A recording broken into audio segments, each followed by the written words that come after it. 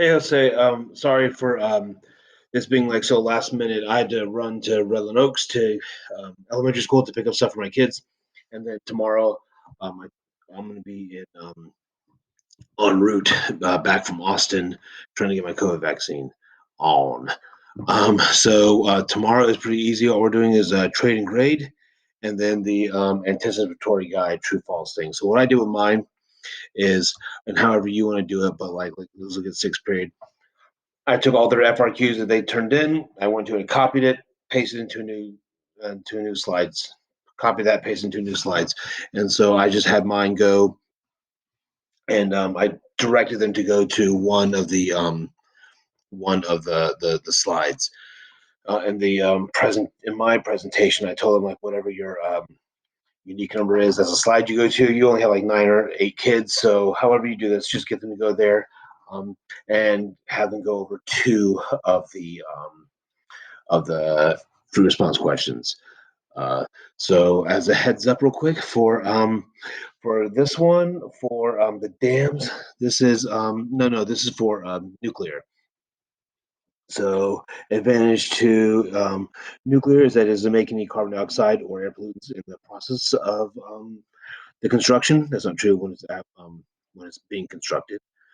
Disadvantages to look out for. A lot of students will say that it releases nuclear radiation, which is not true. If there's a catastrophe, you can see it on there somewhere. If there's a catastrophe or breakdown, meltdown, then it releases radiation, but it's actually pretty safe.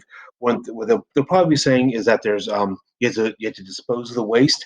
Again, some people want to say that the waste is radioactive and dangerous. So far so good. That hasn't happened yet in America. It did happen in Fukushima, but those are answers for B. For C, so they can't say anything about contaminating the drinking water. That's just the way this FRQ is written. A lot of them said earthquakes. They can say methane, but they also have to say methane is a greenhouse gas. If they don't say methane is a greenhouse gas, then they don't get those full points because that's not a fall and describe. They can say anything about the construction of the drilling pad or the trucks coming. That's going to release greenhouse gases. That's going to cause noise pollution. A lot of them will say methane and earthquakes, and anything about destroying the ecosystem, destroying the forest. They'll say I'll count that as habitat fragmentation. Um, what can we do? These are all acceptable. These are all ones that we saw in our planning. If they say switching to solar or installing solar panels, that's just replacing the source of electrical power. That's not actually reducing the consumption. And then for E, an advantage, it has to be an economic advantage, jobs, or recreation, or like people want to go swimming in that new lake. Shipping is what we saw in the Three Gorges Dam. Um, and then this is about just removing a dam, not constructing a dam. So that's where a lot of students kind of go off base on that one. So have them trade and grade each other's, and then what you're going to do is the atmospheric anticipatory guide. Actually, it's this one right here. This is the one that's linked. So I post this. Their before date is going to be 2/5. I post it and I go. I give them some time to do it. What do you think? Is it true or false? We don't know yet. Highlight what you think it is. I use my app to call students' names randomly. What do you think the answer is? And then again, um, fill in the bottom. What is something that you can already tell that you know about atmospheric pollution? What is something that you think you don't know yet? And I had mine as an exit ticket.